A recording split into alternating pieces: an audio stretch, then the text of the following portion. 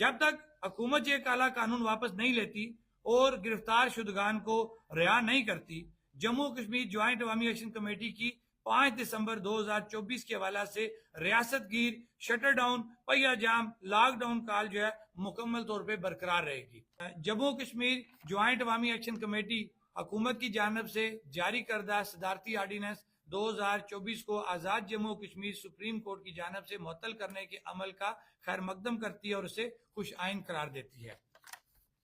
اس کے ساتھ ساتھ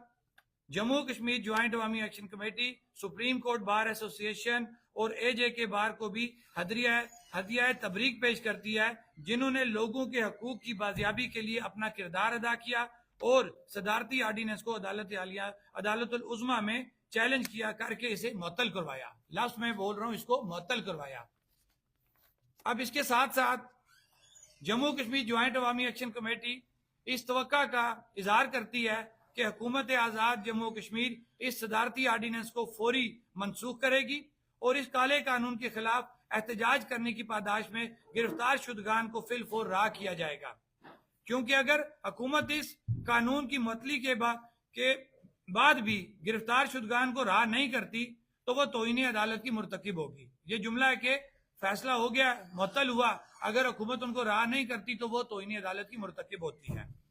جب تک حکومت یہ کالا قانون واپس نہیں لیتی اور گرفتار شدگان کو رہا نہیں کرتی، جموں کشمیر جوائنٹ عوامی ایکشن کمیٹی کی 5 دسمبر 2024 کے حوالہ سے ریاست گیر شٹر ڈاؤن پہیا جام لاک ڈاؤن کال جو ہے مکمل طور پہ برقرار رہے گی۔ قانونی چیزوں کو جب ہم ڈسکس کریں گے تو قانون سازی کا اختیار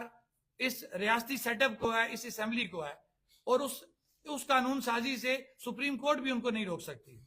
تو جو ہمارا سابقہ اس حکومت کے ساتھ جو ہمارا لیزان رہا، ہم ان کے ساتھ ٹیبل پہ بیٹھے مذاکرات کرتے رہے، جو ان کا سابقہ ریکارڈ ہے کہ وہ اپنی کسی بات پہ ٹھہرتے نہیں ہیں، مذاکرات کرتے ہیں اور اگلے دن ان کا بیانیہ چینج ہو جاتا ہے۔ تو اس سابقہ ان کے ریکارڈ کو حکومتی جو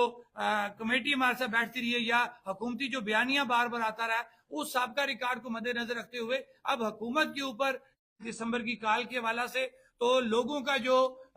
رسپانس سامنے آیا، یہ فیصلہ دعویٰ کرتے ہیں کہ جموں کشمیر جوائنٹ عوامی ایکشن کمیٹی جو فیصلہ کرتی ہے اس میں ہماری آزاد کشمیر کی عوام کے فیصلے ہوتے ہیں، ہمارے ان اوورسیز بھائیوں کا فیصلہ ہوتا ہے، ان کے ڈیسیژن ہوتے ہیں، جو آراء وہ ہمیں بیرون ملک بیٹھ کے دے رہے ہیں۔ تو جو آراء ہمیں